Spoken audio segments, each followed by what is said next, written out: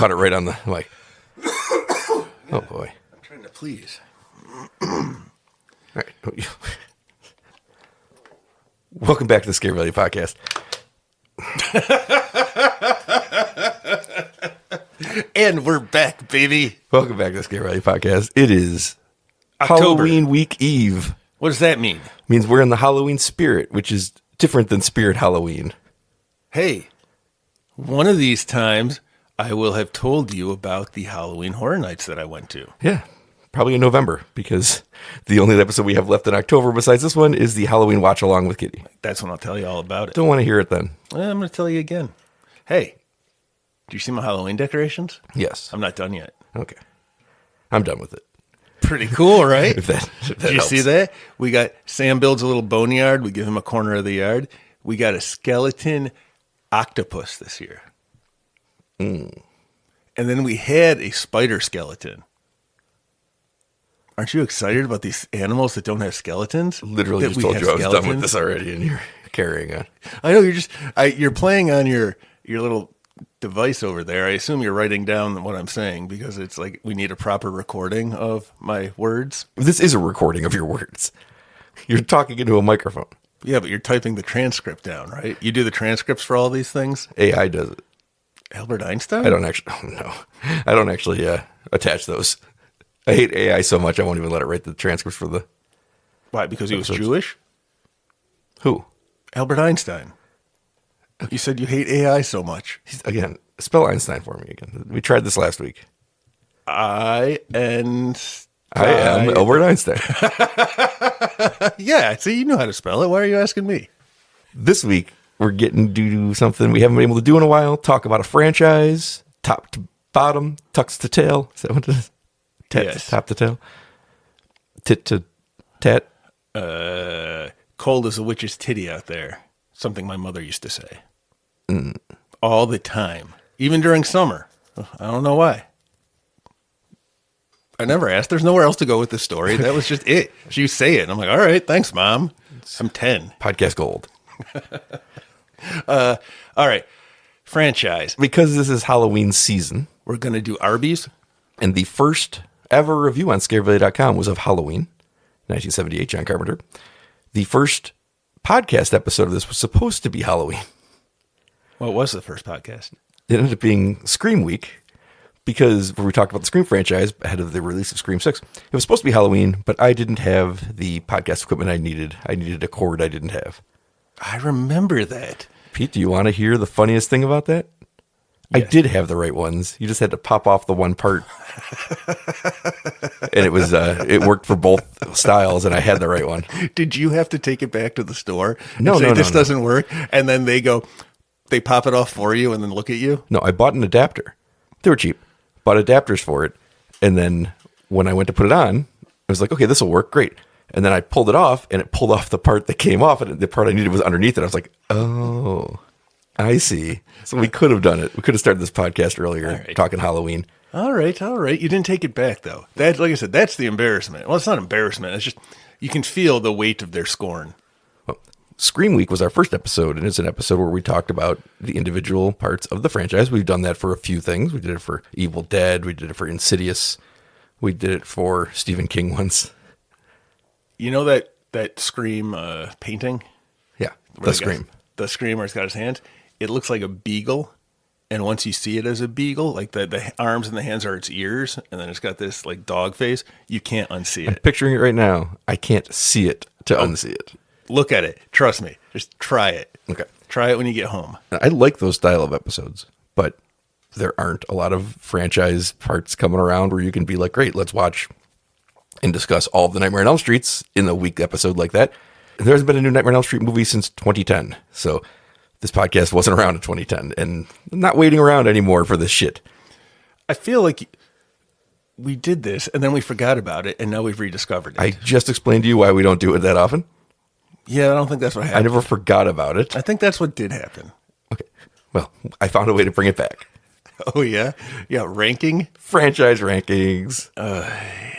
But mostly it's just an overview of the franchises, and then we're going to put them in a definitive ranking. An all-time definitive ranking that no one can argue with. And not like just date of release, because that's the ranking I usually do. That's not a ranking. Yes, it is. What years did these movies come out? Rank them. Rank the years? Yes. Oh, well, my favorite year ever. No, just rank the... No, see, that's why it doesn't work, because rankings are opinions. Rankings are not a list of facts. Rankings are not opinions. They're like levels in an army. That's what they are. Those are opinions. My opinion is that you're above this guy because you're a better army man. All right. Objection retracted. Actually made some sense. I didn't mean it to. No, but it did. You don't earn that by, like, merit badges. You earn it by somebody saying, hey, moving you up. My opinion. All right, I'm going to come back to that. So anyway, No, you won't. What are we ranking? Halloween. I like Halloween. It's my favorite of the holidays. Yeah. Ranks number 1 on holidays. That's your opinion. Yeah. See, you know what? Might that's be how it 4th works. of July. Oh, we have a battle. But we're not doing that. They're both number 1. That doesn't... Oh, no. I'm going to lose my mind doing these. Well, we're going to go through the Halloween franchise, which has like, I don't know, 12 or 13 movies. I'm not even sure. And I've seen, according to you, roughly half. You've seen half of them. Half of them. All right. There's 13 of them. All right. What So are you they haven't all? seen half unless you've seen half of one of the movies. I did. You've seen half of all the movies. I've seen it. Seen the other half sometimes too. Yep. So we're going to just do an overview of the movies and then decide if they're good or bad. But I want to go a little deeper than that for when we get to the ranking part later. So we'll do like Halloween and be like, this is a great movie, good movie, bad movie. But I want to add an and or a but to it. You'll get a lot of butts in the 80s. I like butts. Big ones. Cannot lie.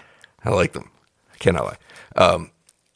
What I want to do, though, is like, if a movie, like, let's just take Halloween. We'll get to Halloween and breaking down in a second, but Halloween is a masterpiece. It's going to be number 1 on the ranking. There's no way around it. So, spoiler alert, no, it's going to be number 1. So, it's excellent, and you can put an and or a but. It's like, it's excellent, but I didn't like this, or and it has this. So, for Halloween, I'd be like, it's excellent, and it influenced every movie I've ever liked afterwards. Or you could be like, and Annie Brackett. Yeah. It's just an E-bracket. Yeah. And E-bracket. E-bracket. Right. You already took that was going to be what I had. I wasn't listening to a word you said. I'm just like, it's an E-bracket. Okay. I get it. So Halloween came out in 1978, directed by John Carpenter. Directed by who? I thought it was an E-bracket. I thought it was time for me to say it. No, I'll point to you when it's time to say it. Never going to point to him. We're going to have a good podcast today. So, you know who was really overrated in that movie, though? Hey! I almost said it, you son of a bitch, pointing your finger at me. Wow. All right, I see. This is going to be a mind game now. I'm on. I am focused and dialed in. I'm going to rank the shit out of this. Annie Brackett for the win. 1978. It's a masterpiece that defined what slasher films are going forward. It influenced the next several years of knockoffs, and then it influenced all the meta movies that came out years later. It influences everything today. One of the best atmospheric movies of all time. One of the best final girls ever. One of the best killers ever. Donald Pleasance in a trench coat. You've seen this one. This is one of the ones you've seen. I thought we were talking about Star Wars as the most influenced slasher film. You thought that, huh? Yeah, with the lightsaber slash. I don't remember pointing at you, so I don't know why you're talking right now. I'm not going to point ever again with that take. So, yeah, Halloween, we saw it in the theater. It's the first movie I covered on the website. Could have been the first episode of this, but it wasn't. But we've done a watch along for it here with Kitty, where we started our Loomis or Myers game. It is the best game ever, and I don't know how it hasn't been around before. Well, it will continue next week when we do Halloween 4. Hells yeah. Loomis I or haven't Myers. seen that one. No. Okay. I'm excited. Yeah, there's nothing. We've talked about Halloween before. It's a perfect movie. If there's a perfect movie, it's as close to perfect as it can be. Yeah, it's fun. You got Bob trying to get with a little girl. Forgot about creepy Bob. Who? The Wiener Schnitzels? The Vanderklocks? Vanderklocks. You got Vanderklock talking about her books. You got everything you'd You ever got want. Annie Brackett. I didn't point at you. Annie Brackett doesn't wait for points. Annie Brackett has no time for anyone. Annie Brackett suffers no fools. Lindsay, the dog is barking at me again and annoying me again. Lindsay, Lester's making noise outside. Oh, never mind. and then he gets strangled to death. It's a perfect movie. We learned all about how washing machines can be kept in Different buildings. in Illinois where it's always seasonably warm. Haddonfield, Illinois. Yeah, it's perfect. I don't know how to improve There's the movie. nothing to go on. It's a movie. I rank that one pretty high. The only flaw in the entire movie to me is the mystery of what's happening with that alarm at the hardware store. Because we see that Michael has the mask hours before. Like, it's been 24 hours of this alarm just constantly ringing. I don't know that he has it when he stalks the little kid first, the little kid that he sees with Lori, because we never see his face. But I know he has it when Lori looks outside of her classroom. So he has it at some point of the day. Like during store hours. During school hours. You're right. So I assume store hours. Then Lori goes home. We see him a bunch more times with the mask. Lori goes home, takes a nap. It's about to turn nighttime. She gets picked up by Annie Brackett. at 6 o'clock. Nice point. And then they drive downtown. So it's 6 o'clock at night, but she saw this shit at noon. So that alarm's been going off for 6 hours. It doesn't make any sense. No. Because the cops are already there, by the way. You've pointed it out to me. Yeah. I can't not think about that. But we also have to acknowledge that the layout of Haddonfield is very strange because we know that Lori and the Myers house is within walking distance. Her house and the Myers house is within walking distance from the beginning. And yet they drive to a house just down the street from the Myers house for what feels like 45 years because it turns to pitch black. Were they Like smoking? Vin Diesel was there. Was Annie smoking? Saying, not for me. Yeah, and he's smoking weed. Yeah, so that's what they were doing. They got lost. I know, but I want to track their journey. That would be fun. That's the best Cheech and Chong movie we never got. I want to see that movie now. Somebody should make the movie of their trip because I believe they're right down the street from the houses. Right. It's kind of going to be like a Harold and Kumar go to White Castle situation. The reason we know that is that Dr. Loomis is standing at the Myers house, takes a walk down the street and sees the car near Tommy Doyle's house. So we know that the walking distance between Lori's house and the Myers house exists from the opening. And we know that the walking distance between the Myers house and Tommy Doyle's house from Donald Pleasance, who wasn't going to walk that far, let's be honest. He didn't turn around and see the car the whole time. So we're talking maybe 6 blocks total. I think they drove so far they went back in time. It's possible. Yeah. It's entirely possible. I guess that you could call that a flaw, but I don't think it is. No, the alarm thing, I can't. The driving, I completely get. She's high. They're just lost. It happens. The alarm thing wouldn't bother me if it didn't turn off mid-sentence. If it just never turned off, I'd be like, well, they have a faulty alarm. But it turns off at the perfect moment for her to make a joke, but for a joke to be made by... Oh, Annie Brackett. He doesn't even understand what I pointed him anymore. I thought I did something wrong. And I was like, I've just been sitting here. I didn't cough. I've been very good. Then we move forward 3 years. Oh, that movie's excellent, and it influenced every movie I've ever loved, ever. So you have to say Annie Brackett. Okay, so we're going to put that one... It's going to go first. There's no... Logical, because it's first. Oh, so you still think we're doing it by that? Well, you told us at the beginning we're going to go through them. No, I'm saying it's going to rank first. We'll get to the ranking at the end, but it's obviously going to rank first. But it's the first one also. That's also true. It's unrelated. How do you know that there's not going to be other ones later that are better than one? Because I've seen them all. Yeah, but how do you know? Maybe you're going to talk about it and it'll like spark something different in your brain. Like how you reevaluated Texas Chainsaw Massacre 2 after having seen it back in the theater in 1986. Yeah. And you're like, this is the better movie. I didn't say that. And I have to keep Is that what you think has been happening here the whole time? And I keep trying to tell you that it's two movies together. Texas Chainsaw Massacre 2 is great. Don't get me wrong. It is probably better than the first movie. But you really need both of them together to make a film. That's what we've got there. Okay. 3 years later, the world has changed in slasher movies. Halloween has influenced a bunch of knockoffs to come and cheaply cash in. They're all working. Like what? Friday the 13th, for an example. That's a knockoff? It's another holiday-based movie. Friday the 13th is not really a holiday. It is. I don't even think it was a thing until the Jason movies. No, it was. That's why he chose it. The guy that co-created the movie, Sean Cunningham, said, so basically I saw Halloween and said, can we do that cheaper and make a lot of money? What's a great day to put it on? I said, Friday the 13th. I said, great, done. That's a real story. That's the depth that went into creating that franchise. All right, well, it worked.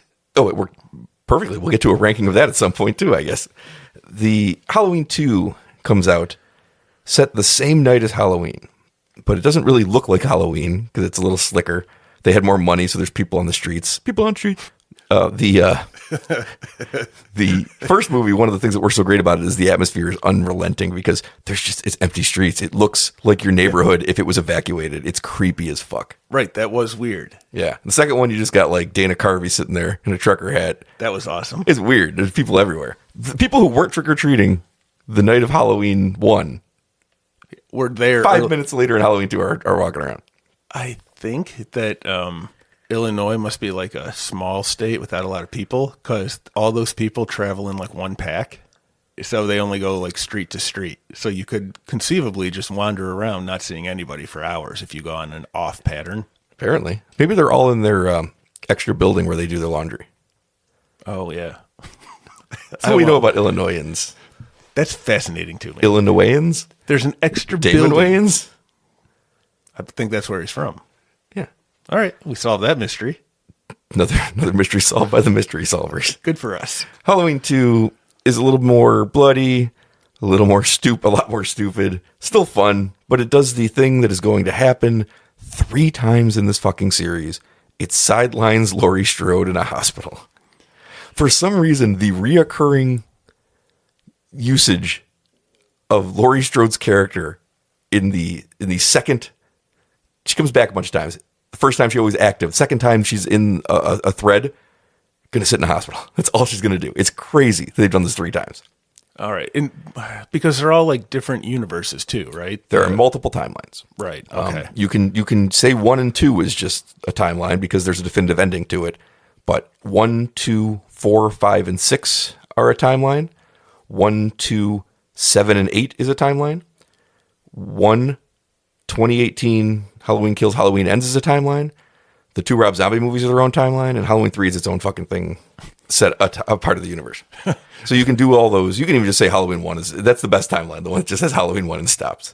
Because it never has a part of the problem with Halloween 2 and every subsequent sequel. What makes Halloween a perfect movie is that it doesn't give you an explanation. It just tells you that evil is everywhere and it's watching you. But Loomis is out there watching it. I know, it's crazy. Even evil has to be afraid. Halloween 2 has no choice but to answer any of those questions just by existing. What happens next? Well, I'm going to have to answer that. I'm taking some of the magic of the original away. There's nothing you can do about it. The toothpaste's out of the bottle. 2018's movie ignored Halloween 2 and all the things it does and everything on. So it tried to be like, okay, forget all that. Fine. But it's still going to have the same problem of now we have to tell you what happens next. You don't really want to know what happens next, even though these movies some of them are very good. Halloween's a perfect thing on its own. By itself. Halloween 2 introduces the fact that Laurie Strode is the secret sister of Michael Myers. It was a mistake. John Carpenter has admitted it was a mistake. It doesn't get retconned out for a long time. But fuck, I hate that twist. The thing that makes Michael Myers work the most is that he doesn't have a motivation. If Laurie Strode never drops the keys off at the Myers house to start Halloween, nothing would ever happen. What do they retcon? Like, well, I mean, not retcon. What, like, how does it work? What? Because I agree with you. I think that it should not be the brother and sister, but I don't think I ever saw part 2, so I don't remember. Saw it last year when we did a watch along together. I don't remember part 2. You remember when they spent like 15 minutes following the security guard around? Nope. So you saw it. They blow up the hospital at the end, and they drive to another hospital, and it makes me laugh every time. I do remember. She gets in an ambulance to drive to a different hospital. I know that's what would happen, but the whole thing is stupid to me. And Mr. Sandman plays. I forgot about that too. I just don't remember the beats of the movie. And people think that's from the first movie, but it's not. It's from the second movie. So how do they explain it in part 2 that they were brother and sister? Because Michael kills the sister. The state was hiding that information, so even Loomis didn't know it, but they released the information apparently within the hour of what happened in Haddonfield. It also has this great moment where the nurse that Loomis is with the day before Halloween comes to him the night of Halloween. So it's been one day. And he walks in and he goes, "Oh, I didn't recognize you." It's been one day. Well, didn't he abandon her out in the psychiatric hospital? Yeah, because he's fucking crazy, Pete. That scene ends with her barely surviving, Michael Myers stealing the car and driving away, and him going, "He's gone. The evil is gone from here." Right. So he assumes she died. That's why he doesn't care. He doesn't care one way or the other. But it's one day later. I think it's funny. It's one day later, and he's like, "Oh, it's you. I didn't recognize you." He also mispronounces Samhain in that scene. Donald Pleasance, I miss him so much. Could you only imagine if he could have lived another 30 years and kept doing these? Oh, I wish he had. If 2018 had come out and he was just like 100 and he was like, oh, yeah, Michael, it's me. I'd love it. When we get deeper into this, it's going to get better and better. So he blows up the hospital and all the babies that we know are in the hospital wing. Nobody ever checks on them. And I'm pretty sure there's more floors inside the building than there is in the outside of the building. You can see from the outside of the building. It's not great. Michael learns where he is from a radio on the street. It's not as subtle and good as the original is. I don't think it's a bad movie. I think it's fine. I'm going with fine, but sidelines Laurie Strode. And that's a mistake that's always going to dock you. She just spends most of the time catatonic. The movie only gets really kind of good when she wakes up and there's a great stalking scene. Okay. Like they remembered an hour and 15 minutes in what made anything work in the first one. All right. I'm going to go with... This movie you barely remember seeing? Yeah. Okay. I am going to go with... Do you think that the Jason is a better franchise through and through because it was written just to be a parody and it wasn't written as a... Like, Halloween turns out to be such a great classic, right? And then Friday the 13th was never meant to be that. So you don't have... Do you have the disappointments that you have? I think Friday the 13th is more fun than Halloween as a franchise because it's stupid. Yeah. Halloween gets pretty stupid too, but it doesn't go space stupid. It doesn't go telekinetic Tina stupid. It doesn't go Roy the paramedic stupid. It never goes that stupid. Yeah. So I kind of enjoy how stupid. If I'm going to put one on to enjoy, I'm putting on Friday the 13th Part 2 or Part 4 or Part 6 because they're the most watchably entertaining movies. Halloween doesn't have anything that's... Halloween H2O might be the closest to, like, turn your brain off, sit back, watch it. It's got a lot of fun. Yeah, because the first one... but Halloween's a masterpiece. It's a tale of evil. Yeah. The end. There is no continuation. The problem with Halloween stupidity is, like, Halloween 2 is stupid. It's got a lot of stupid shit in there. But it's stupid while trying to be good. Friday the 13th doesn't have such high hopes. They're like, let's be stupid and be dumb. Well, that's where they started from. Yeah. And those movies, even the bad ones are watchable, whereas Halloween bad ones, some of them are bad. Some of them are bad. We'll get to them, and we'll get to them soon because it's going to take a while to do this way. So this is number 2. That was number 2. Fine, but it sidelines Laurie Strode, which is the first of 3 times we're going to say that. Okay. Halloween 3, Season of the Witch. Can I guess what other ones she gets sidelined in? Sure, I've already told you, but go ahead. 6? No, she's not in 6. You've seen 6. I thought she was in it. 6 and Halloween Kills. It is Halloween Kills. Nice. Yes. And Halloween Resurrection. Those are the 3 where she's just sitting in an institution for a while or sitting in a hospital. Oh, okay. So, Halloween 3, Season of the Witch. Starring Nicolas Cage and Ron Perlman. Starring Tom Atkins and his mustache. He have the mustache. Did he have a mustache in that one? I mean, he must have. I think it was part of him. Like, you can't take it off kind of thing. Like, you and I can grow and shave. Yeah, okay, I was going to say. Yeah, we can alter ours. His is just permanent. It's like Colossus, all metal. We could alter ours. We don't. We could. So, not connected at all to the Halloween franchise. Then what the hell is it? They thought, we've done all we can do. John Carpenter didn't even want to write Halloween 2. He didn't direct it. He did write it. He apologized for his mistake of the sister thing. He's like, I don't want to do this anymore. Like, why don't we make it an anthology and just tell our own unique stories? So that's what they did with 3. And so 3 is the story. Not Carpenter. He produced it probably, and Dean Cundy still was the director of photography, so the movie still looked good. Halloween 3 is a story about a doctor who for some reason gets wrapped up in a missing persons case, who discovers the Shamrock mask company is got a plan to murder all the children in the world and unleash evil, and there's robots, and it's wild, and it's good. Like, it's a movie that was maligned for a while because it's not part of the franchise, but it's a good movie. Like, it's a fun movie to watch, like a fun 80s movie. I don't think I've ever seen that. We'll get to it at some point. We're not going to do it in the Loomis or Myers thing because it's never Loomis or Myers in that movie. So who's the bad guy? The guy that runs Shamrock. Shakes? No, Shamrock, whatever the company is called. And it has one of the best endings of all time because this is back in the day when there was 3 major stations, like an NBC, CBS, and ABC. And this guy's trying to stop this commercial from running because when the commercial runs, it's going to turn all the kids' masks into... it activates them. It actually kills them, releases snakes and other demon-y things.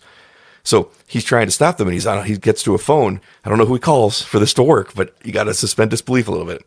And he's like, you got to turn it off. You got to turn it off. He's screaming to the phone, you got to stop it. You got to stop it. And the one channel, as it's about to start, turns it off. So they flip the channel, they get wherever he is. And he's like, okay, no, everybody, all three, you got to get it off. You got to get it off. And the second channel turns it off. And he's like, great. But the third one never turns off. So we're left to assume that 1/3 of the world's children's wearing those masks have just turned and unleashed evil on the world. It's a great ending because he's frantically screaming. It's like a great Twilight Zone ending. It sounds like it. I love the movie. I really genuinely love the movie. It's ridiculous, but fun. That sounds like my kind of movie. There's a secret robot. It's everything you want. Except for the Loomis. So I'm going to call that one good, but it's not a Halloween movie. Right. So it's going to rank pretty well in the series, even though it's not a Michael Myers movie. I'm going to call that.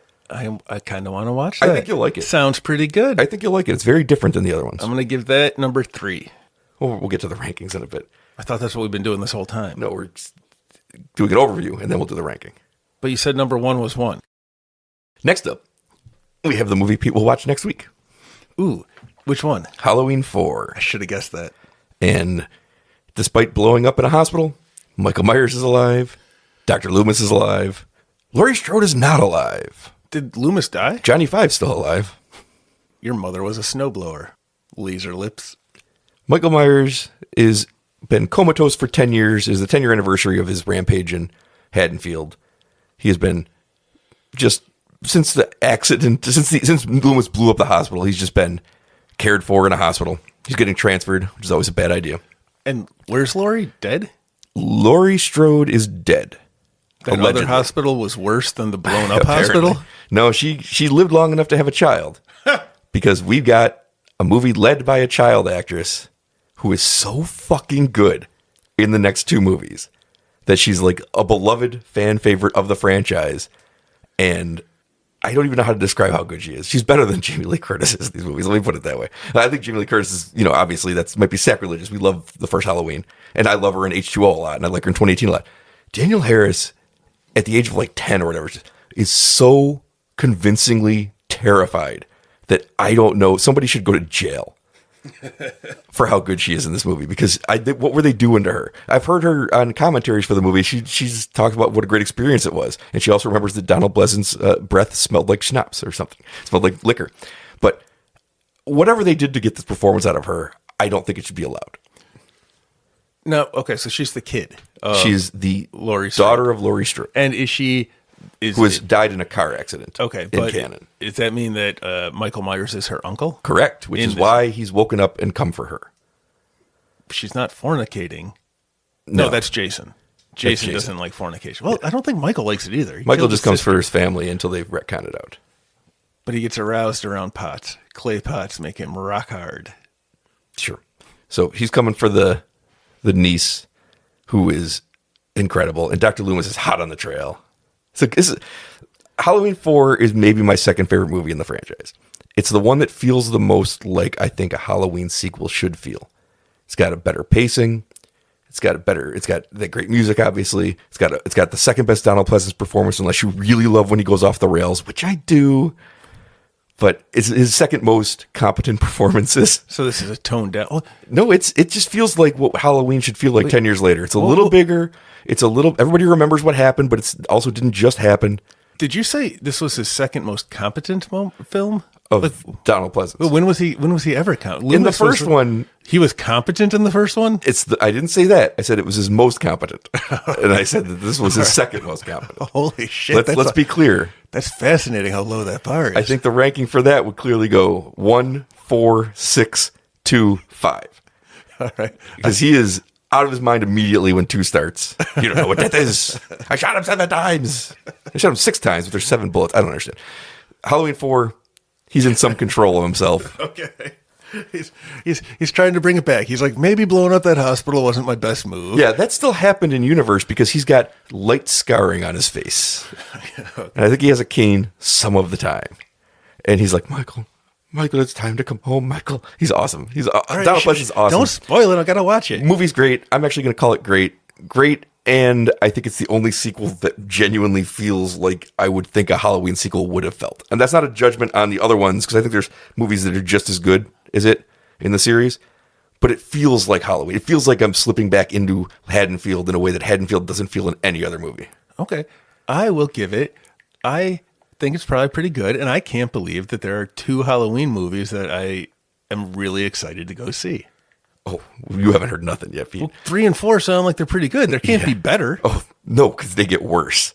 But these sound genuinely good. No, I know. Okay. But I think you'll be more excited to watch 5 than 4 and than 3. Oh, really? Because Ooh. it's the ultimate. Intriguing, sir. It's the ultimate. Loomis is a fucking insane person movie.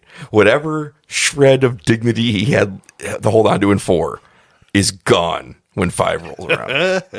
And I don't mean gone like I just mean like it never existed. He is a wild man in 5. Awesome. All right, so what's 5? He spends... What's it called first? The Revenge of Michael Myers. Okay. What was Halloween part 4 was called? called The Return of Michael Myers because they wanted everybody to know that he's back because Halloween 3 didn't have him in it. nothing. Yeah. Yep. Halloween So what was 3 called? Just Halloween 3? Season of the Witch. Oh yeah, you told me. And there's no witch in it. There's a witch. One of the 3 masks is a witch mask. We don't even see that mask really, but there's no witch in it. That's awesome. No, I like 3. Halloween 4. I have to tell you how Halloween 4 ends, so I just have to. Don't spoil it. It ends with one of the best endings, and most franchises have gotten to something like this at some point. Friday the 13th did it too, and they never pay it off. But it ends with the Danielle Harris character after Michael dies, quote unquote. He never dies. After Michael dies, they're at her house. They're back with their family, the people that have survived, and Loomis is there, and they're just having coffee or whatever, and talking to the cops and just settling the whole thing down. And the thing switches to the point of view, like in the opening of Halloween. And you see her pick up the little clown mask and put it on. And she goes in and murders her mother because she's got the evil in her. And it ends. The movie's fucking ending is incredible. And this little girl is such a great performer. And she's actually in more of these movies This other was than 4? 4 and 5. Yeah. Okay. It ends with Loomis pulling his gun out, screaming at her as she's holding up the knife and going, "No, no," and trying to shoot her from the bottom of the stairs before getting tackled by a police officer. So he spends all of 5 terrorizing this little girl who he failed to kill the year before. Because she does have a connection to her uncle who has survived. And she can see through his eyes and see what he's doing. She's mute at this point for half the movie because she's so traumatized. She's not evil, which is the mistake. They should have just made her fucking evil. She was so good she could have done it. But she's attached to him and traumatized by it all. And he's coming for her. The movie's always the same. And 5 is a bad movie. It is a bad movie from start to finish with 2 major exceptions. Number 1, Danielle Harris gives one of the best performances in horror history. Forget this franchise. She's incredible. And Donald Pleasance is fucking insane, which makes it one of my favorite movies to watch. Is he in a lot of the movie? Oh, yeah. All right, awesome. He's the Michael Myers now. Look at him. Look at him. Well, that's the whole point of the game. It's Who's never Lumen? like that until 5. He is the Michael Myers in this movie. This girl suffers more trauma from Donald Pleasance, from Dr. Loomis, than she could ever get from her uncle. Now, it turns out that she's not a bad guy. Yeah, that's the unfortunate part. Is 4 leaves you with this excited one. Friday the 13th is with Tommy also. The end of 4, he has that look on his face when he's hugging his sister, like he just hacked apart Jason. It's like, oh, he's the killer now, and you get excited because Corey Feldman. Another great child actor. I want to see him do this, and then you get to the next one. It's like, no, he's traumatized by it. He's not actually evil. Like, no, let one of them just be the next one. Is like, I'm killing people now. Because you telling me that I'm sitting there thinking, well, now we have like Jason or not Jason. We have Michael and Little Michael, like his protege, his sidekick. 5 does get into some of that. It's just that she's not going to turn to that side, but there is some of that. That's franchise territory. Like that's how you extend a franchise. I love 5. I'm going to call it bad. Like there's no way around it. It's one of the worst movies in the series, but it's bad, but you get the wildest Loomis you ever get. Is this one of the ones I've seen? No. Okay. No, we'll get to that next year on Halloween. All right. Well, I like Loomis.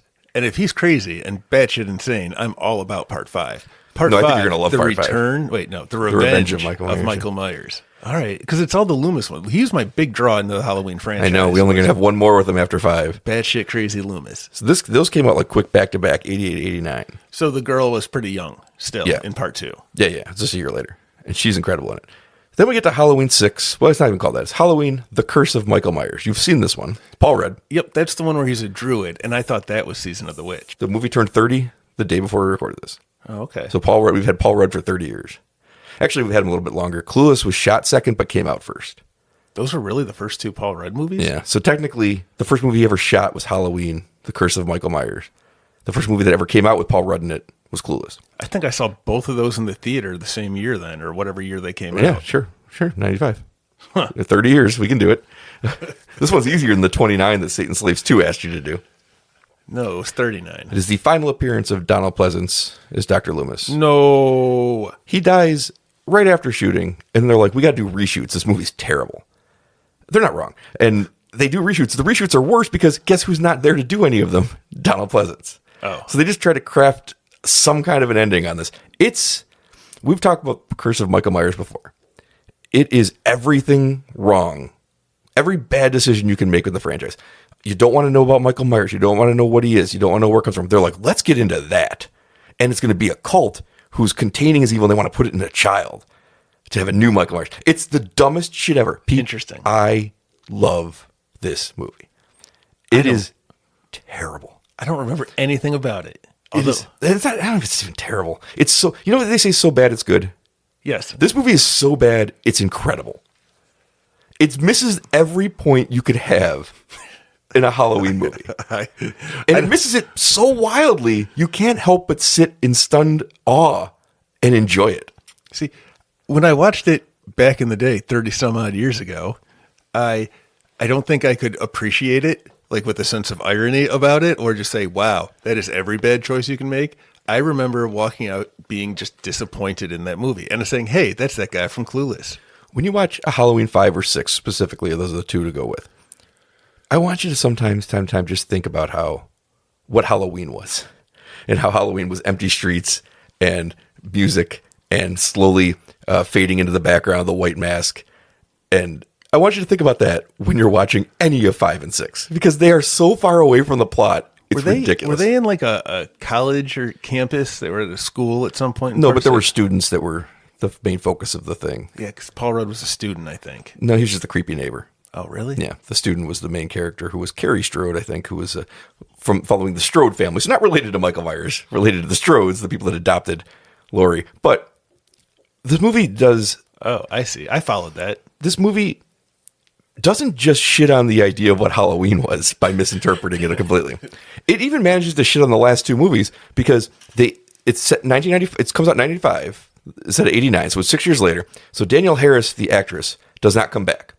She got emancipated from her parents to take the role because she couldn't take it if they wanted. Okay, she wasn't quite 18 yet. I think she was 17 or 16 at the time. And the working rules of what the role would have to be, whatever the reason was, she would have to get emancipated. It was just a paperwork thing. She didn't actually leave her family or anything like that. Yeah. So she did it. Then she got the script and they kill her off immediately. And she's like, well, I'm not fucking doing that. They just kill her immediately. She has the baby of Michael Myers after being raped by her uncle. They don't put that on screen, but if you follow the plot of the movie, that's what's happened to her. And then they just unceremoniously kill her. So like they shit all over that character, and it's horrible. Did this happen in part 6? Like they filmed this? They didn't film the rape scene or anything like that. Oh, but no, but this she gives birth at the beginning of the movie. So she did. She did actually do it, and then she just dies. That's the baby they're trying to put the evil into. Interesting. It's so bad that I can't not love it. Interesting. But I'm glad Danielle Harris didn't come back because I didn't want to see her have to perform that and be like just completely discarded after 2 movies carrying the franchise. 2, what I consider like one real height and one really bad movie that I love. So I'm glad she didn't come back, honestly. So they do away with that character, but Loomis is still around. Barely. He's got nothing left. I remember him being angry at druids and explaining it all to Paul Rudd. Yes, that's what I remember. And he had his trench coat. Well, you find out the answer to that fucking question that's never bothered me but bothers everybody. How does Michael Myers drive? They don't explicitly say it, but I know how Michael Myers knows how to drive. His father taught him in the driveway. Nope. Rain Man. Nope. Because they bring back a character played by a different actor that made a cameo in the first movie. The guy that ran Smith's Grove, where Donald Pleasance's character, Dr. Loomis, worked with young Michael Myers. He's behind the cult of Thorn, the people trying to control this, which means he just taught him how to drive. That's what it means. It means he just taught him how to drive. It makes a lot of sense. They never say it in the movie, but I've pieced together that Dr. Wynn has taught him how to drive. Well, yeah, and it's classic. He's in charge of the psychiatric hospital. Mm-hmm. He's got... How did they all get out? Nobody ever asked that question. In the first movie, they're all wandering around the grounds. How'd they all get out? Perfect sense. Yes, Halloween 6 is a masterpiece, too. It's one of the worst ideas for a movie. Now, there's 2 cuts of this movie. There's the theatrical cut you've seen, and there's the producer's cut, which is way better. Because... No, way better in a bad... Yes. It's both. Even worse? Both. Yes, okay. Yes, both in a bad way and a good way. First of all, you get more Donald Pleasance because they couldn't reshoot a scene, so any of those reshot scenes he's not in. The Cult of Thorn stuff, as dumb as it is, and it is dumb, makes more sense in the producer's cut because they decided to get away from all that stuff and just show scenes of Paul Rudd fighting them in a lab. It's just a disconnected ending in the theatrical cut. The producer's cut gives you the answers to a question you don't want, and they're bad answers. But at least they exist. They don't just drop them. So I prefer the producer's cut tenfold, and it's readily available now because people like it so much better. But it's bad. I just want to make sure that's clear. It's not good. It doesn't make the movie good. It wasn't secretly waiting to have this brilliant thing. It gets dumber as it goes, but it gets more entertaining as it goes too. But it gives you those answers. The producer's cut is the one where Paul Rudd stops Michael Myers with stones. They're rune stones, though, right? He puts them on the ground and he can't move anymore. And it's way better than them fighting in that lab because it's so stupid watching him stand there. And then it's so stupid. I can't believe it. This is the ultimate evil, the thing that was unstoppable. You couldn't understand it. You couldn't stop it. Now you can put down some rocks and be like, see you. Well, See you later. That's how you stop unstoppable evil. You just need magic rocks. I adore this movie. But, Pete, it's bad. So I'm just going to say bad, but I love it. I'm going to say that's one of the ones I've seen. It is. And you don't understand the context of it. When we get to it in a couple of years on Halloween, you're going to be like, I don't know what you're going to say, honestly, because it's so bad, it's great. I'm probably going to love it. That's the kind of thing I like. Jamie Lee Curtis comes back because Scream is such a hit. All these properties. One of the things about Halloween, Curse of Michael Myers comes out in 1995. Scream comes out in 1996. 1995 is basically the deadest year you could possibly have for slasher movies. It is the end of the era. I think Curse of Michael Myers ends the original era of the slasher from Halloween to Halloween 6. Because by then, Freddy's gone through his whole run. They went out on a high with Wes Craven's New Nightmare. That's the original run over in 94. 93, the original Jason run actually ends in 1989 with Jason Takes Manhattan. They try in 1993 with the Jason Goes to Hell. It's the series low point. All these series are done. They're just in the grave until Scream brings back interest in slashers. Now Jamie Lee Curtis is interested enough to come back because did you see that Scream movie? All the money it made? Like, can somebody write a good Halloween? Kevin Williamson wrote Halloween H2O, or at least produced it or something. And he wrote Scream. And she comes back. Halloween H2O is a very, very, very fun movie. Not about water. I know you're going to ask it. A very fun movie.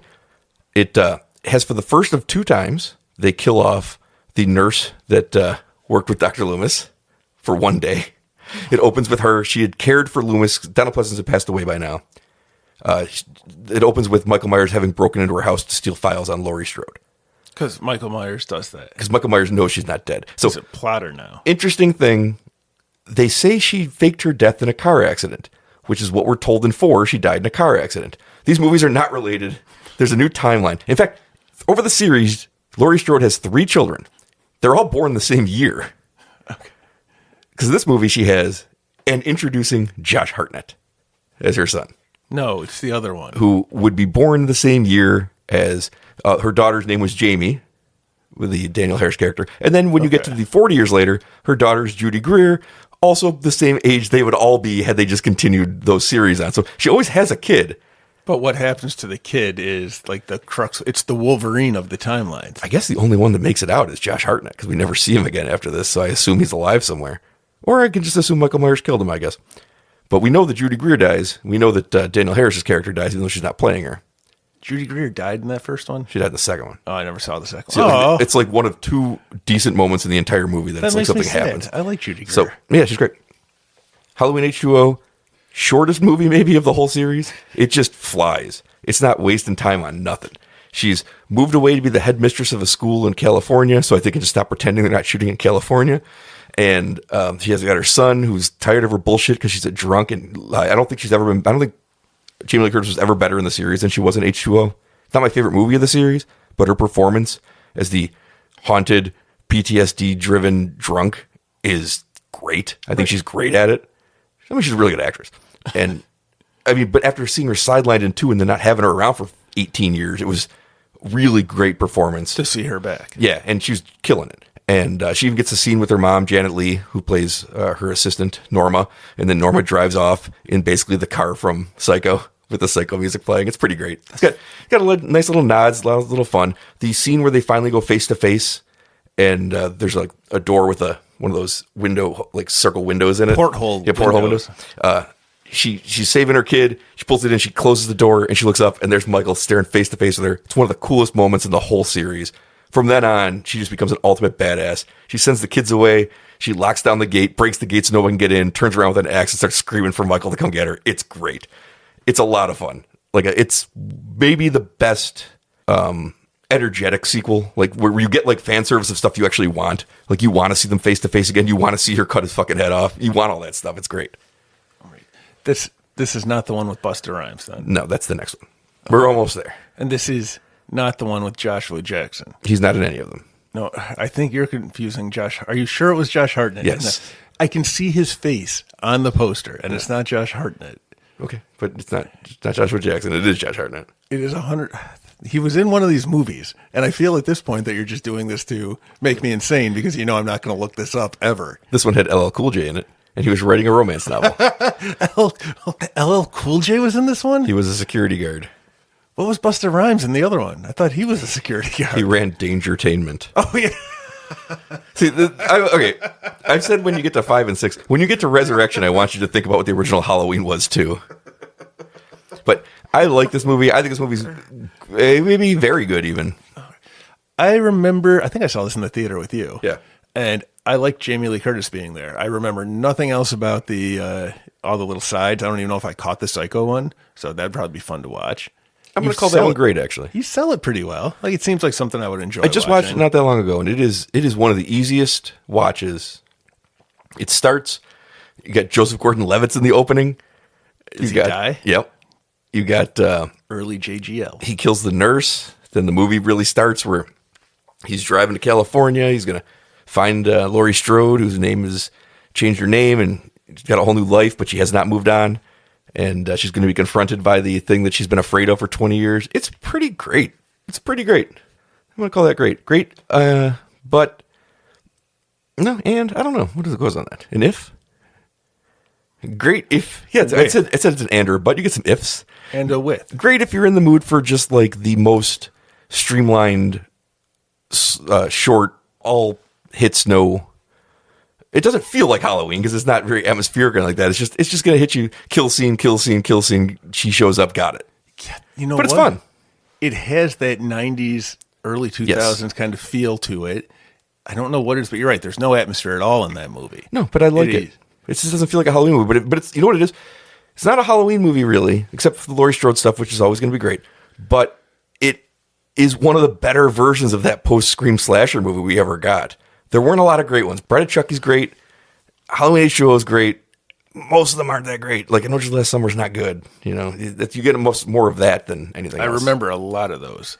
Yeah, there's a lot of them. How is Wishmaster? Never saw it. But remember, that's 95, I think. Oh, was that long? Yeah, remember Valentine? Jesus Christ. Some of these movies are so brutal. And this is a good one. A great one even. So, great 90s slasher. Right. Not a great Halloween movie, but a great 90s slasher. Except it does give you the payoffs to the Halloween stuff. So it is, getting some of its peaks from being a Halloween movie, but it doesn't really feel like a Halloween movie. Why is it H2O? Because it was 20 years later. Halloween 20 years later. Halloween 20 years. So why isn't it H20? It is. Fine. You can say that H20. Maybe it is H20. We just call it H2O because it looks like H2O. Then that's all right. Confusing, but so that I put that in one of the mid to bottom tiers of Friday the 13th movies. All right. Well, we got to keep going. We got Halloween Resurrection, the one you've been waiting for. Never seen it. Yes, you have. It's Busta Rhymes, Dangertainment. They've turned the Myers house into a reality TV show. The Myers house is not a big house, but there are at every moment 3 different groups of people walking through different parts of the house that can't hear each other or interact with each other. It is a dumb fucking movie where Busta Rhymes not just survives, he beats up Michael Myers. He wasn't just busting rhymes in that movie. I hate Halloween Resurrection. And for the second time, it sidelines Laurie Strode, who has survived the first one. We find out the head she cut off In the Michael Myers, Wait, back up. This is a direct continuation to H20? yes, Okay. Where's Josh Hartnett? we don't know. And Laurie Strode is in a mental institution because she killed a regular person because Michael Myers apparently had swapped out and put a different person in the Michael Myers costume who then woke up in the... It's so dumb. It's so dumb. But they had to bring him back somehow so he can't have no head. They could have. That actually would have been pretty great. So she's in a mental institution, and she's not taking her pills because she believes Michael's coming for her. Michael does come for her. She dies. This is the only interesting thing about this movie from start to finish is that it's the one ending you can get for Laurie Strode where she dies. You get to see like a definitive end to her character. It's stupid. She kisses her brother's mask for some reason and then dies. It's so dumb. Why is there so much incest involved in these movies? I don't know. I hate it. I hate this movie. It's, Shaq, right? You ever listen to Shaq talk about stuff? Shaq. It's Shaquille O'Neal? It's terrible. It's terrible. With a U. It's terrible, Pete. That does sound like Shaq. Yeah, it's terrible. Like Steel himself. Yes, Judd Nelson. And also Kazam. Yes. I hate this movie. It's my least favorite movie of the franchise. But Busta Rhymes is there and he doesn't help. the shit out of everything. I don't understand any of this. Like, I don't understand what they're doing. I don't understand how the physics of this house work, where people could be screaming in the room next to you and you can't hear them. He said that Flip Mode Squad is dangerous. He warned us and then he showed us. He also said, "Give me some more." Did he? I think so. I don't remember his other song. He had another big one. Was it "Give Me Some More"? No. Oh, he got us all in check. Woo-ha. Well, he got Michael Myers in check, and I'm going to call this one awful, and it's the worst one. So they kill off Laurie Strode. Yeah. Who is the character that we care about aside from Busta Rhymes? Oh, there isn't one. No, that's why Busta Rhymes gets to live, because there isn't one. They give you a final girl, but Busta Rhymes saves her and survives. So I guess Busta Rhymes is the final girl? Finally. I hate it. Finally. I hate everything about it. From start to finish, it is insulting to not just people who love this franchise, but people who have seen a movie before. All right, this is in the upper tier of the Freddy movies. Yeah, the Freddy movies. Sure. Yes. All right. So now that one was It called... kills the franchise for a while. No. What was it called, though? It was called... Halloween Resurrection. Halloween Resurrection. All right. But he didn't really come back to life. Well, he did because he faked his death. But that's faking a death. That's not resurrecting. But he just faked his death. He faked it in the dumbest fucking way I could possibly imagine. Oh, she killed the wrong person. Even at the end of that movie, she's like, Michael, and he's like, oh. He's like responding to her. And he's like reaching out, which you would only do for that, trying to con her, because he does this in this movie too, con her for the brotherly affection, the family thing, and she almost falls for it, and then she's like, fuck it, and cuts his head off, and stands there in triumph, this moment you've wanted the whole time. And then the second one starts like, oh, she's in an institution because that was a different person. He switched the body. Now follow me here. If you woke up, you were knocked out, some big motherfucker in a mask hits you in the back of the head, you're like, ugh, and you wake up, you got duct tape on your mouth, and you're hurt, you're clearly concussed. You wake up and somebody's standing there. Wouldn't you also reach out, like, help me? Sure. Let me ask you a question about Michael Myers. Yeah. You've seen half of these movies. He does like to play pranks. That's true. He likes to hide bodies. He likes to position things. He likes to do little things. Sounds like you're agreeing with me. You know what he never does? What? Leave somebody alive for hijinks. No, he doesn't have the ability to think that plan through. When he was in that coma for a decade, it activated other parts of his brain. He wasn't in that coma for a decade in this universe. No, not in this one? All right. Wait, I just think maybe he's learned his hijinks. As you know, like when you're a kid, you do like kid stuff that you can afford, but as you're a grown up, you can like have money to do it, but on a bigger scale. Like when I was a kid and I played Dungeons and Dragons, I just had to use like coins and pieces of twigs and such to be the characters. But now I can like buy the little painted ones, the minis. And I can have my elves and my dragons. What does that have to do with him knocking somebody out, putting his mask on him, and then sneaking away in the night? Those are not things Michael Myers does. Michael Myers comes for you. That's all he does. No, he does. No. Michael Myers doesn't learn. That's what makes him scary. He just comes for you. He doesn't have a second thing. He used to. That's all he used to do. But none of the movies past this go beyond he's coming for you. Right. That's what I'm saying. He's learned. This is clearly. And then he forgets? Has he been a druid in this one or no? No, they he's hear not all a druid. that. Okay. So now he's just Michael Myers. Resurrection is an abomination. And it kills the franchise for a long time. But Busta Rhymes didn't take any heat for it, right? They knew it wasn't his fault. I've never heard anybody complain about Busta Rhymes in the movie, because I think the movie has way too many problems. Why does he live though? That's so dumb. It robs even the final girl of her agency. It's like the movie just shits on everything. I hate this movie so I hate it so much. And the next time we get one, it's not going to get much better for me. So where are we? What year is it? I think and what Resurrection number was are we like at? 2001 or something. And this is like number 8 in the series? That was number 8. Okay. Number 9. Now, there's a Halloween on 78. There's a Halloween 4 in 88. Halloween H2O in 98. In 2018, there's famously a Halloween 40 years later, 2018. I'm assuming there'll be one in 2028. You know what? There's not a Halloween in 2008. Maybe it's just not out yet. Because it came out in 2007. They missed. I knew we were off to a bad start when they missed relaunching the thing the wrong year. We are into the Rob Zombie movies. I forgot about these. I've never seen a single Rob Zombie movie. I know that, as you've said, he likes to make things dirty. He believes everything is dirty. And having seen the trailers for a lot of his movies, I would agree. It's the wrong franchise for him because that's not what Halloween is. But he's still got to make it all like, we get to see more of Michael Myers' childhood. Mistake. He comes from this filthy family of dirty hillbilly people. Of course they do. In Illinois, we saw the Haddonfield neighborhood. That's not who would live there. No. That's what makes it fucking stupid. Because he's just a normal kid, and then one day he snaps. Or he was not right all along. He was not right all along, but snaps. in fact, there's no tie at all to the fact that he's got this abusive, drunken stepfather and this. It doesn't make any sense. It doesn't make any sense. It's just that's what interests Rob Zombie. So why is he doing Halloween? I don't know. I've heard Rob Zombie talk about movies. Really smart guy. Really loves the genre. Really understands the genre. What is this movie? I don't understand what Halloween and Halloween 2 are. We're just going to talk about them together because they're both bad. Okay. Halloween's a straight remake, which gives you more backstory into Michael Myers you don't want. No, but you get a new Laurie Strode. You get a new Annie Brackett. It's just a remake. Annie Brackett, played by a now adult Danielle Harris. Hey, that's cool. It is. But you know what's really weird, Pete? When you're 10 and you're watching a 10-year-old in Halloween 4 and you're scared for her and you love it, and then you're 22 or whatever and you're watching her naked. It's very strange because she doesn't look that unlike she did when she was a little girl. Oh, no. It's very weird. We have to remember that women are not just objects.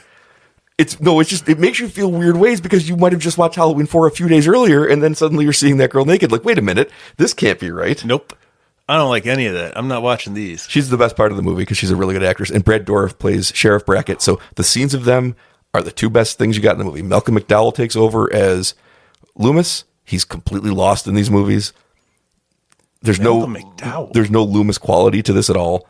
I can't even imagine him trying to play Loomis. He's a self-obsessed book writer who's trying to make his name off this case. Everyone in a Rob Zombie movie is broken, which is fine. You want three-dimensional characters with flaws, but I just mean they're all broken. They're all broken and dirty and unlikable. And except for Sheriff and Annie Brackett, who are the only two that kind of get out clean because you care about them because they're played by really good actors. The girl that plays Laurie's fine. But they're still dirty, right? There's like they got mud on their face and food stains all over pretty their much. clothes. Pretty much. Laurie Strode, not bad in this movie at all. It's tough ass because we've seen many versions of Jamie Lee Curtis doing it now. Tough, but she's fine. The guy that plays Michael Myers is fine. Like it's a different take on it. He's much bigger, brutal. Fine. It's just the parts that work of the movie really are the fact that it's a remake. So when he's just doing the same scenes, it's like, okay, that's cool. It does do one thing that I think is better than the original. I've said this before.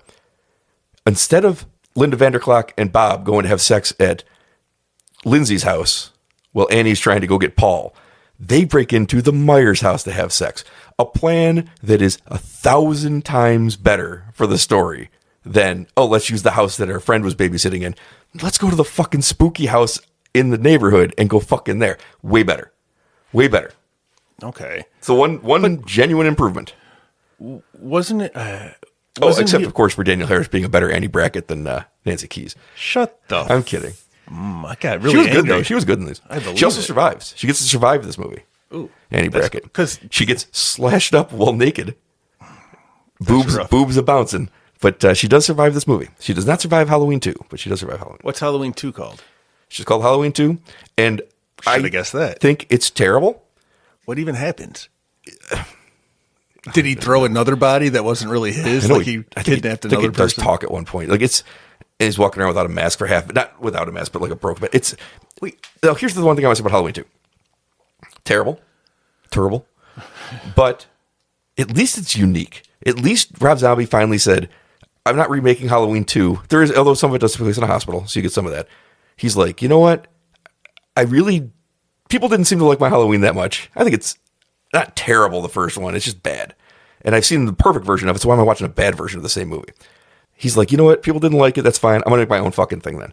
So Halloween 2 at least goes off in its own direction, but it's the Rob Zombie direction I don't dirty? like. Oh, Pete, it's dirty. You're not going to believe this. Filthy. It's filthy, Pete. Everyone's dirty. It's not even just, I don't even mean the world. I mean the people. The world view is dirty. And that's what the thing I can't get past with these Rob Zombie movies is that his worldview is so disappointing. Like there's never hope in any of it. Okay. How can you have fear without hope? But does that make sense? What's the point? I mean, what's the plot of part 2? He's just following along like where Michael Myers does after the first movie. His Michael Myers does in the first movie. And there's all these allusions to his mother who had died. I think she killed herself after sometime during him being incarcerated. Everyone's got flaws, right? Everything's dark all the time. And I don't know, man. I don't know. I think there's like 2 endings too, depending on which one you get. There's an unrated version that might have a different ending. Like maybe he kills Laurie.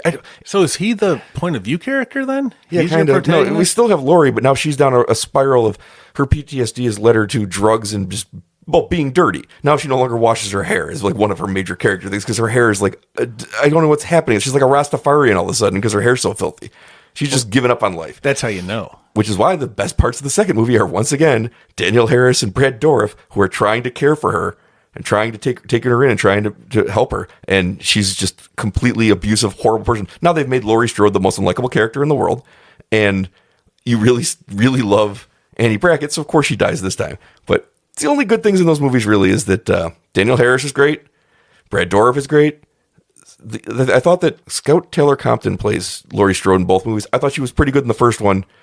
I did not like her in the second one at all. That's not her. Dirty. That's not her though. That's the script. The script made you hate her character, and it's just more Michael Myers doing Michael Myers things. But at least it is a full-on Rob Zombie movie where he's not like, well, then we have to do this scene from Halloween. Now it's just like I'll do whatever the fuck I want. So it has some interesting ideas. They're just bad ideas for me.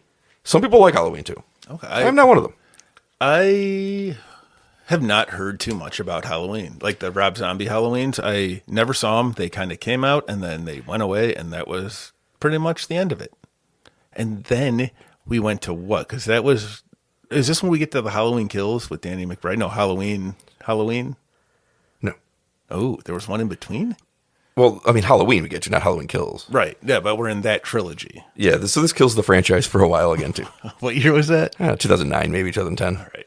So I'm going to put Halloween 2, the Rob Zombie one, under awful. The funny thing about Halloween 2 is I know it's worse than Halloween 2007, but I respect it more. But Halloween 2007 is watchable to me. Halloween 2 is unwatchable, but I have a lot more respect for it because at least he was like, I'm going to do whatever the fuck I want. And like, good for you, Rob Zombie. Who, again, I like listening to him talk about horror. I think he has interesting ideas. I just think his stuff could not be less for me if somebody asked me, what's the least you want to see? Do you remember all the old White Zombie videos? Mm-hmm. You could see that aesthetic of his. So like how it was fun. Yeah, it's interesting in music videos. But he just carried that over into a feature length. Yeah, one day we'll get somebody on here that likes Rob Zombie movies because I have a friend that likes them. One day we'll get him on here because I know it's unfair that it's always me that has to talk about his movies because there's nobody who's ever made things I connect with less than Rob Zombie does. I know that they have aesthetic appeal to some people, and I know that he sets some good set dressings and things. He makes sets look really good, really lived in. Island. He makes things look he covers them in dirt, and they all look like they've been dirty forever. But it's not the dirt on the world that bothered me; it's the dirt on the people. It's the dirt inside the people. There's nobody that you really walk away from these movies going, "Well, I liked them," except I like Danny Brackett because Danielle Harris is so charming. You got to give him Zombie credit. He recognized how great Annie Brackett was in the original, and he's like, "We can't let her die. She's the main character here, not Laurie Strode." Everyone's just like 2 layers sadder than they should be at every movie I've ever seen of his. I have never seen any again, so I don't know. Now we're up to what Pete calls the Danny McBride trilogy. It is, right? He's not in it. He didn't direct it. He was one of many credited writers. Yeah. Seriously? Yeah. I thought he wrote it. I was like, He co-wrote it with a couple other people. that's Danny McBride. He knows horror. Well, we start with Halloween 2018, 40 years later. Forget everything you knew. Halloween H40. Forget everything you knew post-Halloween 1978. None of it counts. Done. So we never saw Loomis again.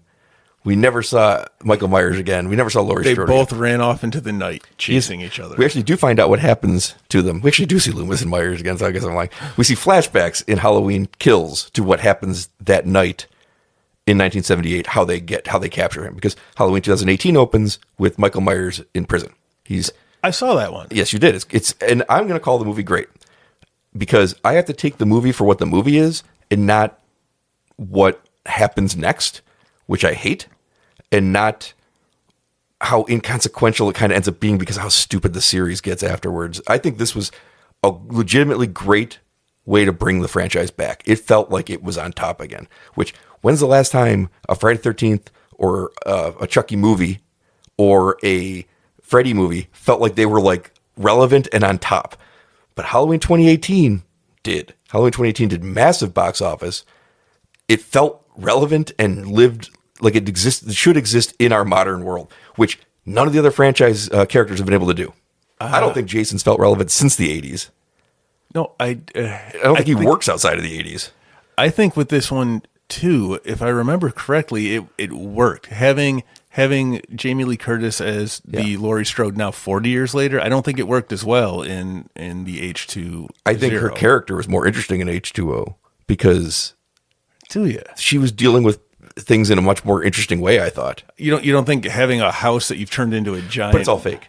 What do you mean it's all fake? It's all a trap. Yeah, right. It's a trap house. So she's not nearly... Her plan is too perfect for her to be as off the rocker as she wants you to believe she is. See, I think I like that she went all into the... Sure, but... She wasn't off the rocker. She was just... What are you talking about? She was having a public breakdown. Everyone thought she was crazy. And she's like, he's not. She's not crazy. Right. But she's acting crazy.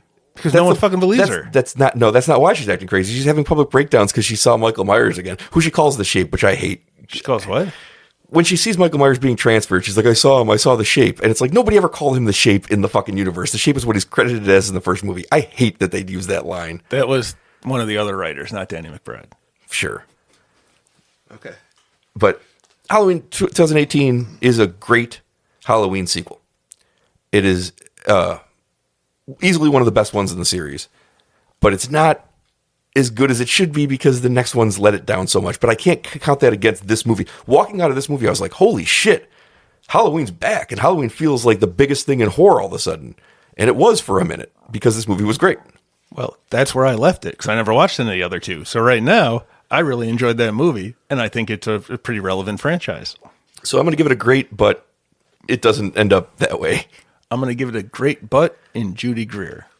Judy Greer reappears in Halloween 2, a movie that Pete, for the third time, sidelines Laurie Strode in a hospital for the whole movie. In favor of Joshua Jackson. Not in it. In favor of Tommy Doyle. Why does that name sound familiar? He was the kid from the first movie, and now he's played by Anthony Michael Hall, who is leading the charge to go find and kill Michael Myers. Where's Laurie Strode? She's in a hospital the whole entire movie, from the beginning of the movie to the end of the movie. Do we cut back to her and she's just laying in bed? She's just laying in a hospital, and then she gets up and sometimes talks on the phone in the hospital. It's so fucking annoying they did this twice. All right. So then what? Halloween Kills is the closest. I don't know how Rob Zombie didn't direct it because it feels like a Rob Zombie movie because everyone in town is unlikable and they're all out for blood and they're all running around going, evil dies tonight. And they all got ripped up clothes. Fucking hate this movie. It's got a couple things going for it. Number one, there's awesome flashbacks to the night in 1978 where you see what happened. And the guy they have wearing prosthetics to be Loomis and the guy who's doing the voice for Loomis, which I think is a different guy, whatever it was, it fucking worked. And it felt like Donald Pleasance was running around. It was so cool. The scenes looked like they were shot in 78. They're so much better than the rest of the movie that I wish the whole movie had just been it. So what happened though? Because I'm never going to watch it. Oh, it's not great because they just capture him. It's get him at gunpoint and they take him in. But I know, whatever. They had to explain why he was in jail. He got shot 6 or 7 times. Halloween 2018 ends with him in the trap, the house burning down around him. And this one opens with him.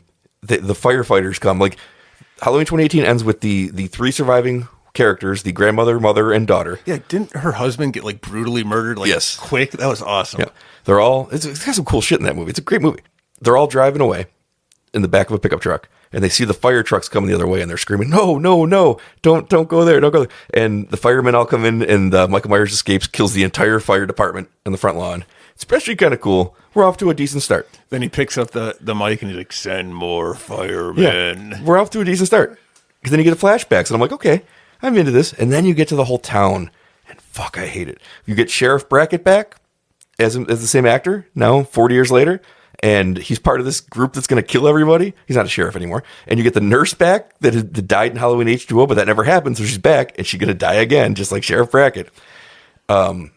It's horrible. Like, you get Lonnie back, Lonnie, the kid that Loomis scared. Lonnie, get your ass away from there. So they're mining the depths. Oh, Lindsay comes back too. You're mining the depths for every character they can think of from this town to do this. Where now they're the aggressors looking for this, and it leads from all different timelines. It leads to the death of an innocent person.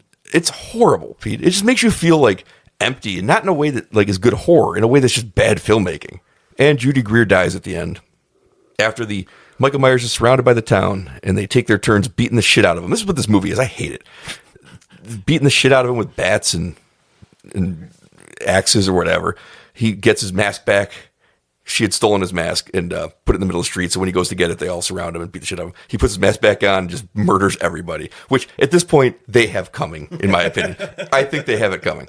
So you think that's like the end of it and he'll be away. But Judy Greer's character had gone to the Myers house to save her daughter. And as they're all outside, she's inside like looking through the house. And she's looking, somebody brought up, maybe it was Lori, maybe it was one of the cops. They brought up that he was always staring out the window in his sister's room, which is not a thing that I knew of. But they were like, I wonder what he was looking at, like out there. So she goes up there to just kind of look out the window. And then behind her appears Michael Myers, who kills her to end the movie, which is a pretty great ending. What was he looking at? You could just see his reflection, her own reflection kind of. It never really has anything to say about it, which is why it's annoying that there was like nothing really to that. But then he appears there. It's a cool scene when he appears and kills her, which she's stabbed in a very much like the movie Psycho, which is kind of funny because Jamie Lee Curtis's mother was, I think, the thing hands up and, you know, the cuts. Yeah. Kind of a cool thing. And Laurie Strode is trying to call her from the hospital and realizes what must have happened. And then the second movie ends with her like, I'm going to go get him. So it's like an Empire kind of thing where it's left with a non-ending. It's like A Quiet Place where she cocks the gun and you're excited for see the second one because she's probably going to go murder all these things. And then you get to the second one and it doesn't happen. Well, guess what, Pete? In Halloween Ends, it doesn't happen either. Because it jumps forward a few years and we get the story of Corey Cunningham. Who's Corey Cunningham? Yeah, I don't know, Pete. Why are we doing this? He's a babysitter in the opening scene whose kid gets murdered in hilarious fashion. Gender swapping. Favorite kill of the franchise. I'm waiting. The kid's a dickhead. They're watching. First of all, they're watching The Thing on TV, the John Carpenter thing, which is funny because the original movie they were watching the original Thing that he would later make. So they're watching John Carpenter's Thing, which is very gory and graphic. And it's like one of the worst parts. And he looks over at the kid's like, maybe we shouldn't be watching this. Well, the kid's a dickhead though, and he's trying to scare him, and he locks him into a room, and he's like being just taunting. This dickhead kid's taunting him, and he's trying to break out the door. And the parents come home, and they're up on like the third floor of this long winding staircase. And he finally breaks through the door, hits the kid in the head. The kid goes over the rail and just slams onto the floor in front of his parents. One of the best kills ever. Holy cow, that's awesome. It is. But then you got to follow this Corey Cunningham character because everybody thinks he's a killer, and he kind of befriends. But he kind of is. But he's kind of not. And he's befriended by Laurie Strode, who people think is the town crazy, even though this has happened to them so many times. And they just had a town meeting to kill Michael Myers themselves. I was just going to say. It doesn't make sense. But they don't like her because they think they blame her for everything, even though nothing's her fault. So we finally get to see Michael Myers is alive. Well, and he's just out of power, living in the sewers somewhere, like Pennywise. Have they ever tried just like sending Laurie Strode away?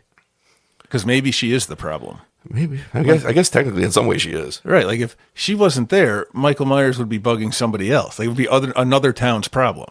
Well, lots of shit happens. Her granddaughter is now traumatized because her mother's gone, and she's having a tough time with her grandmother because her grandmother, whose plot in this seems to be to let this all go, but can't let it go But I think she does a pretty good job letting it go. So I think her granddaughter's kind of being like a dick about it, honestly. Everyone's kind of a dick in this movie. And you know what happens to people who are dicks. Well, she falls in love with Corey Cunningham. Oh, I thought you were going to say she falls off a balcony. No, she falls in love with Corey Cunningham, and it's a lot of stupid shit happens.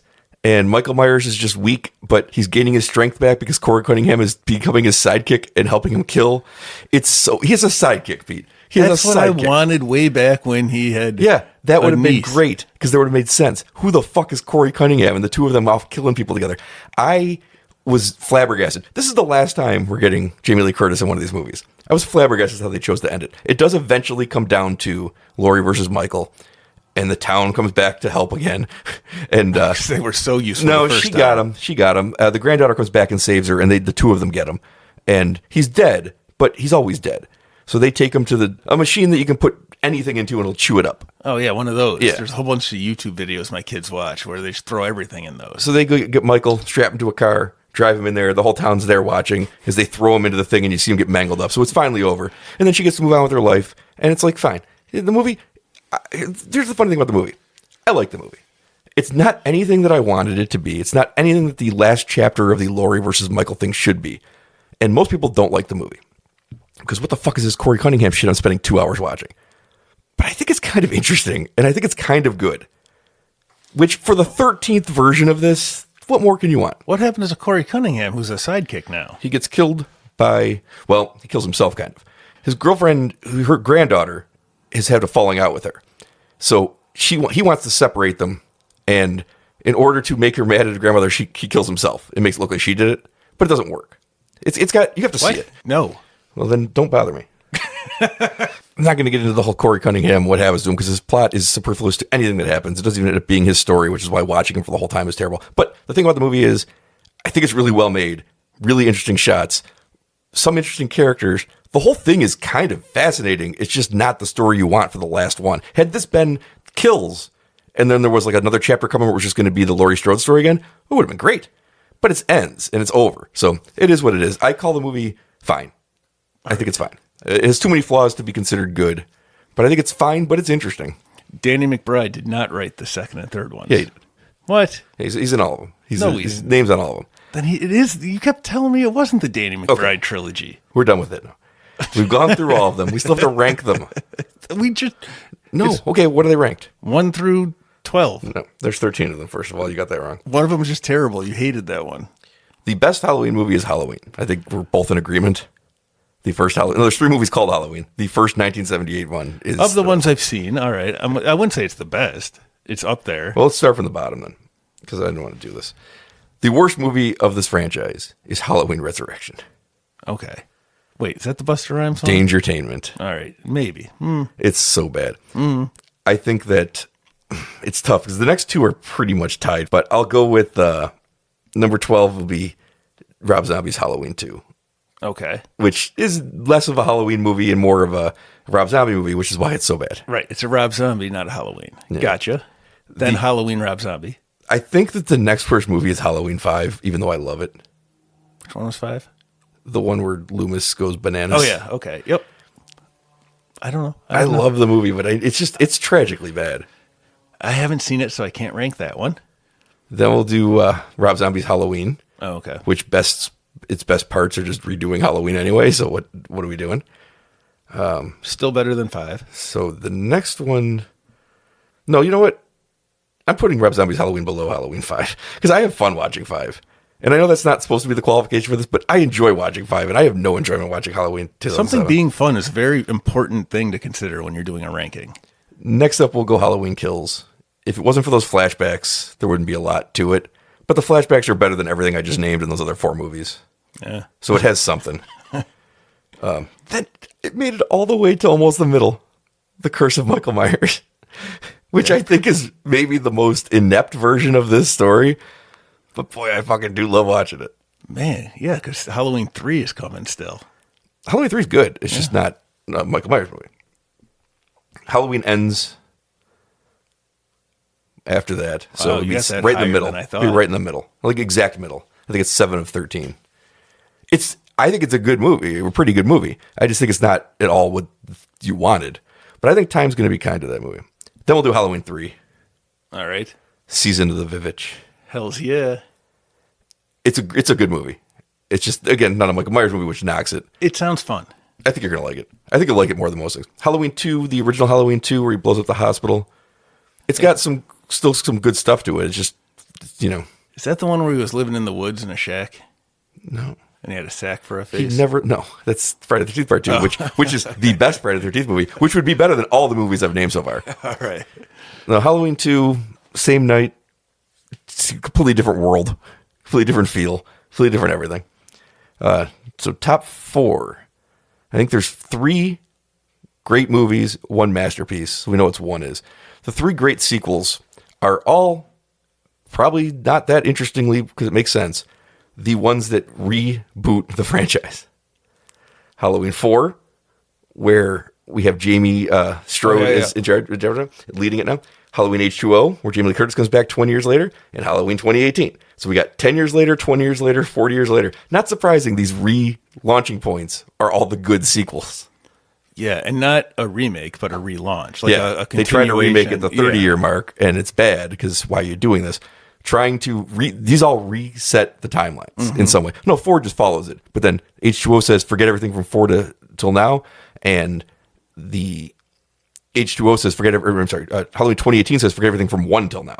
But these relaunching points are the next best tier of these movies. So this is its own tier, 2 through 4. So it really comes down to what you like. H2O is snappier, wittier, more non-Halloween paced, but it's a fun pacing. Like I said, a good 90s slasher movie, of which there are not many, but not Halloween. Yeah. Whereas Halloween 4 is very much like Halloween, and that's what I like about it a lot. And then 2018, which is kind of a mix of both, honestly. It's modern, but it feels classic enough. It has some flaws. All these movies have flaws. There's some narrative flaws in 2018 that I didn't bother getting into, but it has some good new characters. Like I like Judy Greer. Her husband's great. I like the daughter. So that's hard. So those 3 you can kind of put however you want, I think. But I think I'd put H2O last of them because it does the least. And I would agree with that one. And it immediately takes away its best parts anyway. That's not that movie's fault, but it does happen. And then I think I put 2018 third because it's kind of also not its fault. It's just what happens next isn't great. Whereas Halloween 4, same thing happens. I guess all 3 of them have the same problem. They end on this thing of I can't wait, and then the next thing kind of drops the ball. Now, is it the same people who do the next movie, like the same writer, same director as a general rule, or is it all just giant different people, or is it a mix of... I don't know that they're giant, but they are different people, I think. Okay, so each time, so you don't have... The last 3 movies were all directed by the same guy, David Gordon Green. And written by... The 2 were directed by Rob Zombie before that. Mm-hmm. Rick Rosenthal, I think, directed Part 2 and Resurrection. But we all know that John Carpenter came in and did some reshoots and some editing of that movie.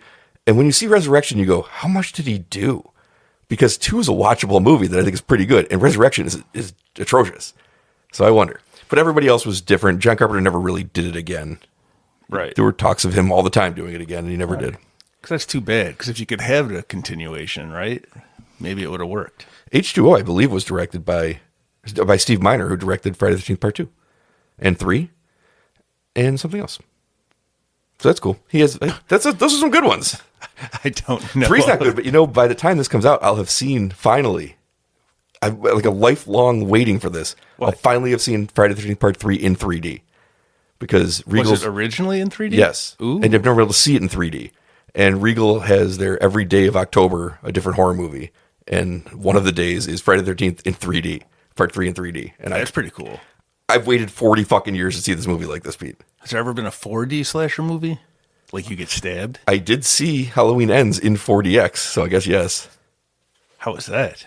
I told you it was better than watching an action movie in 4DX. Atmosphere-wise, it was fine. I liked it. So I would say Halloween 4 is the best sequel because it's the most like Halloween. 2018 is the second best sequel, and H2O is the third sequel. But you can rank those however you want to. They all feel very different. They're all trying to do the same thing. I think they're all succeeding at it about as equally, and they're all let down by what comes next. This franchise has patterns. And then finally, number 1, Halloween. John Carpenter's Halloween. It's these the other original movies. Annie Brackett. These other movies aren't even close to it. But the best movie in the Friday the 13th series is Friday the 13th Part 2, in my opinion. You can like 4 or 6, take any of them. They're not close to Halloween. And the best movies in Nightmare on Elm Street, the top 3 are excellent. Nightmare on Elm Street, Wes Craven's New Nightmare, Nightmare on Elm Street Part 3. Very different, very great. I don't think they're close to Halloween. Like, that's Halloween itself exists on a different. Now, all 3 of those Nightmare on Elm Street movies, I think, are better than the next tier of Halloween movies. It's just that first one is perfect. Of all of them I've seen, the first one is perfect. It's a different animal. It's perfect. It can't be done again. We've seen somebody try. It can't be improved upon. I've seen them try 12 times. It can't be done. It can be made dirtier, though. It can be made filthier. Yeah. So we got that going. You got quick Nick Cage news? Oh, This is the week before Halloween. This is the week before Halloween? I lost my sheet of paper that had all my Nick Cage news on it. I'm looking right at it. No, this isn't the Halloween Nick Cage news. This is my precious notes. You said you needed to know when the week before Halloween was. You must have known what it was at some point. No, I just said that. It doesn't matter when I give any of this information. I'm glad I'm not the only one who sees it now. Nicolas Cage. Oh, no, this was important. Do you know it's right before Halloween, and if you don't have any costume ideas, there are whole bunches of Nicolas Cage costumes you can get online. Different characters you can be. All of them very obviously Nicolas Cage. You had to wait to the last minute to people that? Well, yeah, because I figure I'm going to throw it out for people if they need like an emergency thing. I assume most people have already thought of the Nicolas Cage Most thing. people already have their Dracula Nick Cage version, or Right. their. I myself, of course, I'm going as H.I. McDonough from Raising Arizona, as I do every year. I'm going to go as the Lord of War guy. Oh, you're going to put on a suit? Yeah. That one was expensive. I think H.I. McDonough would be a great costume. H.I. Yeah. Hi. I think it'd be a great costume.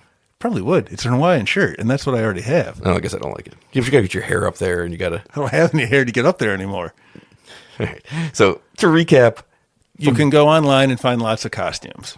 that's Anywhere, not what really. I'm recapping. Oh. From best to worst: Halloween 1978, Halloween 4, Halloween 2018, Halloween H2O, Halloween 2 from 1981, because there's 2 of those. Halloween 3, Season of the Witch. Halloween Ends, even though it's not about Laurie Strode, it's about Corey Cunningham.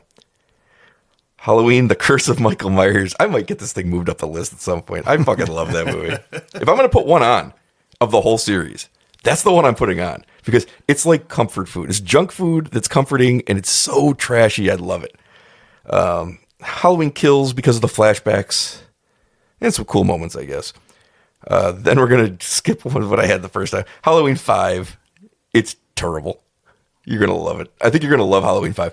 I think that we might have one day a discussion, not this year because you're watching 4 this year. Next year, we might have a discussion where you think, can we revisit if Halloween is the best version of Halloween? Because this movie is so bad, but Loomis is so fucking crazy.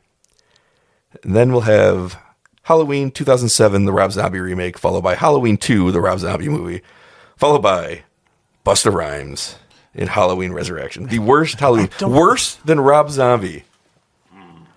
Quite the accomplishment. I question your authority on this. Oh, Johnny Lee.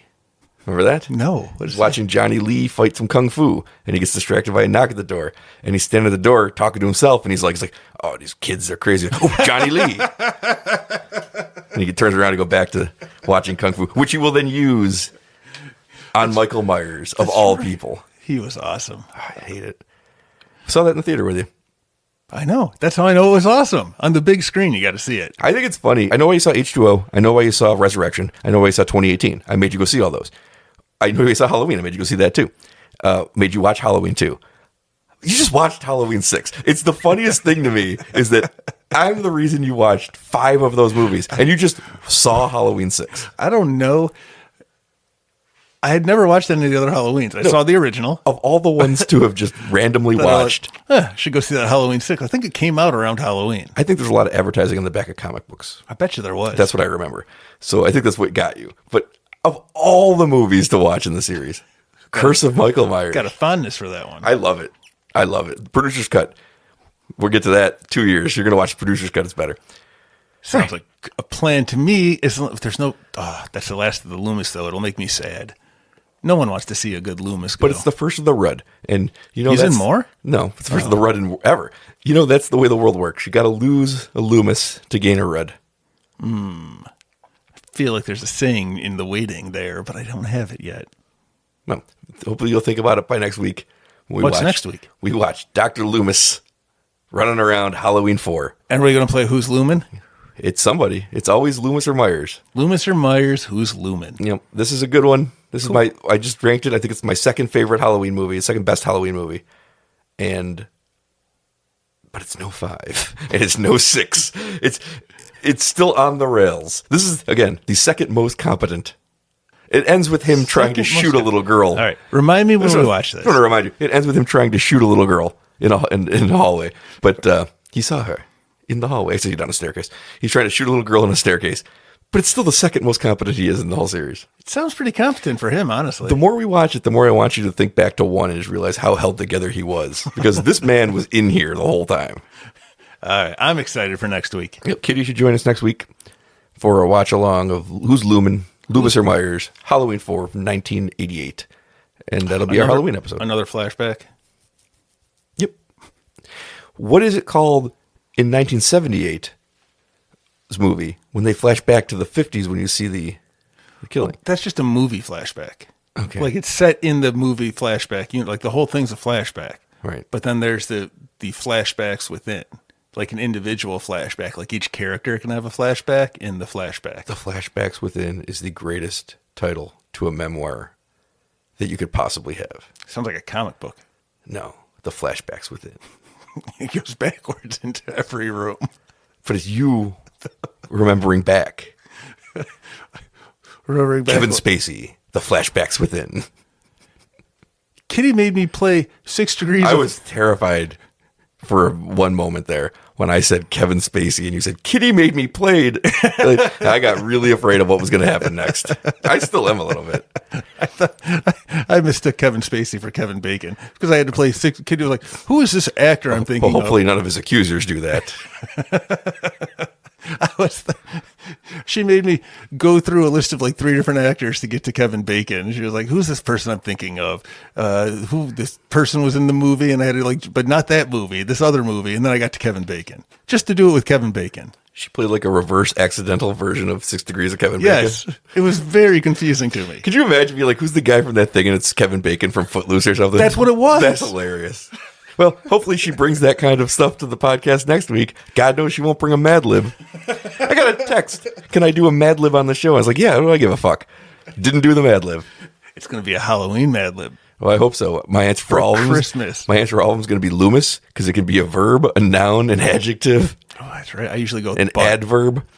butt or boob. Those are pretty funny. Do they ask for adverbs in those? Sometimes they ask for body parts. That's fine. Do they ask for adverbs? Yes. That's terrifying because I don't know what an adverb is. It's an adjective ending in ly, Really?